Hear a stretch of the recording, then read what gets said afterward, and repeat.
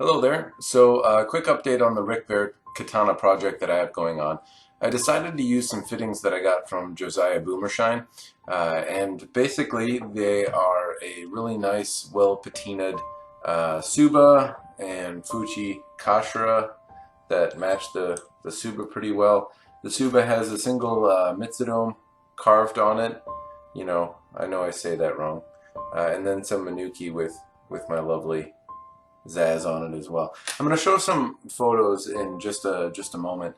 I just want to cover a couple quick things about it. So I'm thrilled with how this project came out.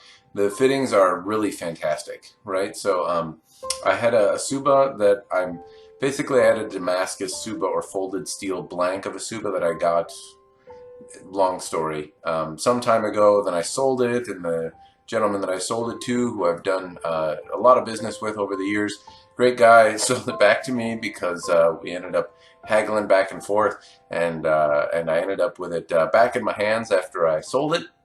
And I was thinking, hey, what should I do with this thing?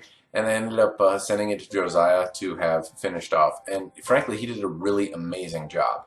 And he did it at a very economical price. Now, I know you can find fittings on eBay, from the antique side of things, and they can also be very feasible and economic. But I think I paid, after it's all said and done, I think less than $800 for everything. And granted, they're very basic, very simple carvings and whatnot, and that might sound like a lot of money, but understand that Josiah spent a lot of time putting a patina on, doing some carving. He made the Fujikashira by hand. He patinaed them by hand, and all of that takes a lot of work. So the fact that I got a full set of katana fittings in that price range is absolutely fantastic when it's all said and done, and the craftsmanship on it is fantastic. I'm more than thrilled, and it's going to look really great on that Rick Barrett katana. So I'm really happy with how it came out. I'm going to move on to the photos so that you can see some higher resolution photos of what they look like. You can see that the folded pattern in the Suba is still present.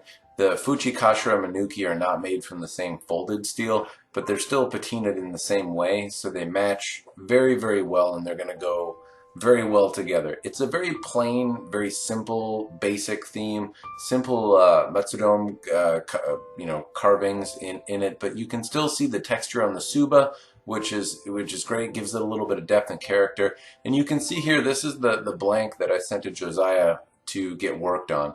It was rough, unfinished. It had some degree of pattern to it, but really there wasn't a lot there. I had thought about using it just in its basic sense, but it had some sharp edges, and it didn't quite have the character, and it would rust over time. So I sent to Josiah, and he sent me back something that looks like this, and it's absolutely fantastic. I'm thrilled with how it looks. I couldn't be happier, and I'm really looking forward to how it's going to look on this Rick Barrett blade after it gets mounted.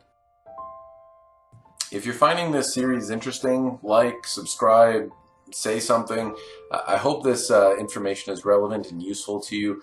I certainly have a lot of fun and have a lot of passion around doing these types of things. I really get a lot of enjoyment out of it, and I hope that is conveyed to you, that this is certainly a labor of love on my part, and I hope bringing you along for the journey is at least mildly entertaining or perhaps even informative to you.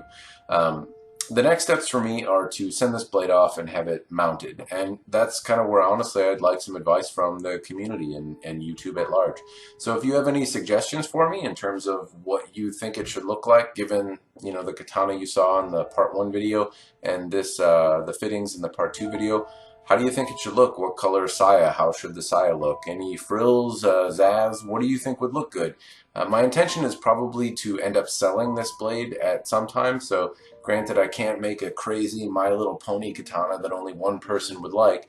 It has to be basic enough that it would apply to or appeal anyway to a broader audience of folks that might like something like this. On any note, I'm happy with how everything came out. If you have any suggestions for me, let me know. And thanks again for watching.